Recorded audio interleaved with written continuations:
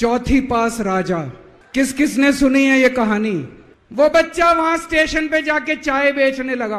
वो भाषण बहुत अच्छा देता था, बचपन से ही बड़ा अच्छा भाषण देता था। बच्चा बड़ा हुआ, ज्योतिषी ने कहा था बड़ा होके बच्चा उस महान देश का सम्राट बन गया। लेकिन राजा तो अनपढ़ था, उसे तो कुछ आता नहीं था। अफसर आते उस अनपढ़ राजा से जहां मर्जी साइन करा लेते, जहां मर्जी जो मर्जी साइन करा लेते। धीरे धीरे पूरे देश के अंदर फैल गया कि राजा अनपढ़ है, राजा अनपढ़ है। तो राजा ने कहीं से एक फर्जी डिग्री का जुगाड़ कर लिया, पर सच्चाई तो पूरे देश को पता थी। राजा तो अनपढ़ था, राजा को अकल तो थी नहीं, बेवकूफ था, अनपढ़ था। कभी 2000 का नोट चालू करता था, कभी 2000 का नोट बंद करता था। एक दोस्त ने 10,000 करोड़ रुपए चोरी कर लिए, राजा ने उसको देश से भगा दिया। इस बात पे तो दाद देनी पड़ेगी कि राजा दोस्तबाज था। इनके अपने लोग जो थे वो बलात्कार करने लगे। जो राजा के खिलाफ बोले उसका बेड़ा गर्क। तो एक महान देश था, कई हजार साल पुराना देश।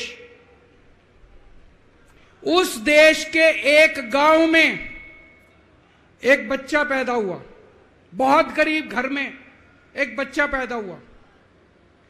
तो जैसे गांव के अंदर बच्चा पैदा होने पे ज्योतिषी आते हैं, ज्योतिषी आके बच्चे का भविष्य बताते हैं, ऐसे गांव का ज्योतिषी आया। उसने बच्चे की कुंडली देखी और बच्चे की मां को बोला कि माई, तेरा बेटा बड़ा होके बहुत बड़ा सम्राट बनेगा। माई को समझ नहीं आया, मैं इतनी गरीब, मेरा परिवार इतना गरीब, मेरा बेटा सम्राट कैसे बनेगा। खैर, बच्चा धीरे धीरे बड़ा होने लगा। गांव के सरकारी स्कूल में उसका एडमिशन करा दिया। उसका पढ़ने लिखने में मन नहीं लगता था। पढ़ते पढ़ते, क्लास करते करते चौथी में आके उसने नाम कटवा लिया। उसका पढ़ाई लिखाई में मन नहीं लगता था। बगल में, गांव के बगल में एक रेलवे स्टेशन था। घर में बहुत गरीबी थी। वो बच्चा वहां स्टेशन पे जाके चाय बेचने लगा। चाय बेच के अपना गुजारा करता था। वो भाषण बहुत अच्छा देता था, बचपन से ही बड़ा अच्छा भाषण देता था। गांव के लड़कों को इकट्ठा कर लेता और भाषण देना चालू करता। धीरे धीरे आसपास के गांव में फैल गया कि यह बच्चा भाषण बड़े अच्छे देता है। आसपास के लड़के भी इकट्ठे हो गए और जो मर्जी टॉपिक हो भाषण देना चालू कर देता था और रुकता ही नहीं था, घंटों घंटों तक भाषण देता रहता था। बच्चा बड़ा हुआ, ज्योतिषी ने कहा था बड़ा होके बच्चा उस महान देश का सम्राट बन गया। लेकिन राजा तो अनपढ़ था, उसे तो कुछ आता नहीं था। अफसर आते उस अनपढ़ राजा से जहां मर्जी साइन करा लेते, जहां मर्जी जो मर्जी साइन करा लेते। वो राजा अनपढ़ था, उसे लगता था मैं अगर अफसरों से पूछूंगा तो मेरी कमजोरी सबके सामने प्रकट हो जाएगी।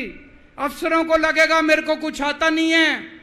अफसर जो मर्जी लेके आते थे वहां साइन कर देता था। वो धीरे धीरे पूरे देश के अंदर फैल गया कि राजा अनपढ़ है, राजा अनपढ़ है। राजा को बड़ा बुरा लगने लगा। तो राजा ने कहीं से एक फर्जी डिग्री का जुगाड़ कर लिया, एक फर्जी डिग्री का जुगाड़ कर लिया, एमए की डिग्री का। और राजा बोला मैं एमए हूं, पर सच्चाई तो पूरे देश को पता थी। राजा तो अनपढ़ था। धीरे धीरे राजा अहंकारी भी होता गया, अहंकारी राजा और ऊपर से अनपढ़। एक बार कुछ लोग गए, राजा को बोले जी नोटबंदी कर दो, नोटबंदी करने से भ्रष्टाचार खत्म हो जाएगा, आतंकवाद खत्म हो जाएगा। राजा को कुछ समझ नहीं आया। राजा की खूब चमची मारी उन्होंने। राजा ने एक दिन शाम को टीवी पे आके 8 बजे नोटबंदी कर दी। फिर एक दिन कोई आके बोला जी 2000 का नोट ले आओ। राजा 2000 का नोट ले आया। 4 साल बाद कुछ लोग आके बोले जी 2000 का नोट बंद कर दो। राजा ने 2000 का नोट बंद कर दिया। राजा को अक्ल तो थी नहीं, बेवकूफ था, अनपढ़ था। कभी 2000 का नोट चालू करता था, कभी 2000 का नोट बंद करता था। एक बार कुछ लोग आके बोले जी ये किसानों के कानून बना दो, इस कानून से किसानों का भला होगा। राजा ने कानून बना दिए। पूरे देश के किसान सड़कों पे उतर आए। 750 किसान मर गए आंदोलन में। और 1 साल के बाद राजा को वो तीनों कानून वापस लेने पड़े। एक बार उस देश के अंदर बहुत बड़ी महामारी फैल गई। चारों तरफ महामारी फैल गई, लोग मरने लगे। किसी ने आके बोला जी थाली बजवाओ तो देश ठीक हो जाएगा। तो राजा ने पूरे देश में थाली और चम्मच बजवा दिए। महामारी तो नहीं बची, महामारी तो फैली रही। किसी ने आके कहा जी डॉक्टरों की जरूरत पड़ेगी, दवाइयों की जरूरत पड़ेगी, इंजेक्शन की जरूरत पड़ेगी, तब महामारी रुकेगी। राजा अपने दोस्तों का बड़ा ख्याल रखता था। उसके दोस्त थे। एक दोस्त ने 10,000 करोड़ रुपए चोरी कर लिए। राजा ने उसको देश से भगा दिया। दूसरे दोस्त ने 20,000 करोड़ चोरी कर लिए। राजा ने उसको भी देश से भगा दिया। पर एक दोस्त ऐसा था जिससे राजा की ज्यादा ही दोस्ती थी। कौन था? उसको उन्होंने सारे एयरपोर्ट बेच दिए, सारे जहाज बेच दिए, सारे सी पोर्ट बेच दिए। उन्होंने आसमान बेच दिया, जमीन बेच दी राजा ने, खदानें बेच दी। उस दोस्त पे राजा मेहरबान था। राजा का एक और दोस्त था। वो दोस्त इतना गंदा था कि उसने कुछ अंतरराष्ट्रीय खिलाड़ी महिलाओं के साथ बदतमीजी करी, लेकिन राजा ने दोस्ती नहीं छोड़ी। मजाल जो उस दोस्त के ऊपर कोई आंच आ जाए, राजा उस दोस्त के साथ खड़ा रहा, लेकिन उसने खिलाड़ियों का समझा। राजा का एक और दोस्त था। उस दोस्त ने किसानों के ऊपर गाड़ी चढ़ा दी, रौंद दिया, कुचल दिया किसानों को। राजा ने अपनी दोस्ती नहीं छोड़ी। इस बात पे तो दाद देनी पड़ेगी कि राजा दोस्तबाज था, 1 नंबर का दोस्तबाज था। चारों तरफ अत्याचार हो गया। चारों तरफ देश के अंदर इनके अपने लोग जो थे वो बलात्कार करने लगे, गलत काम करने लगे, हाहाकार मच गया। एक दिन एक पत्रकार ने कार्टून बना दिया राजा के खिलाफ। उस पत्रकार को उठा के जेल में डाल दिया। एक दिन एक किसी पत्रकार ने उनके खिलाफ कुछ लिख दिया, उसको पकड़ के जेल में डाल दिया।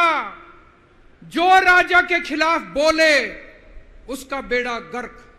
कोई जज अगर उस राजा के खिलाफ ऑर्डर करता था, राजा उसको बख्शता नहीं था। हाहाकार मचा हुआ है, जनता परेशान हो रही है।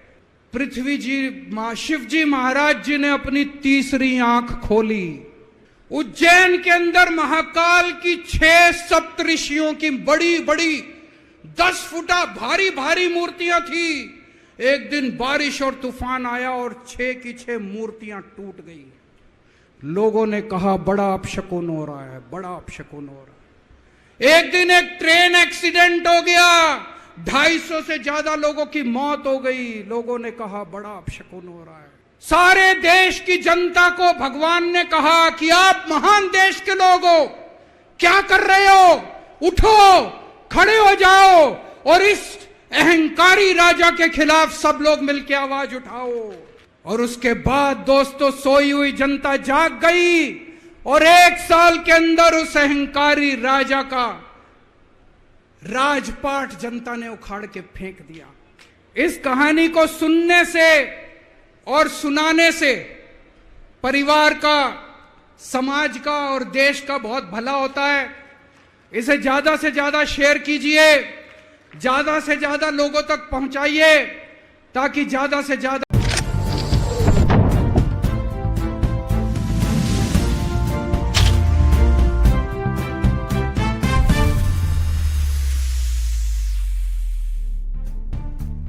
तो अब जब हम धर्म करने आए तो कुछ लोग आप लोगों में से न समझने के कारण पूछते हैं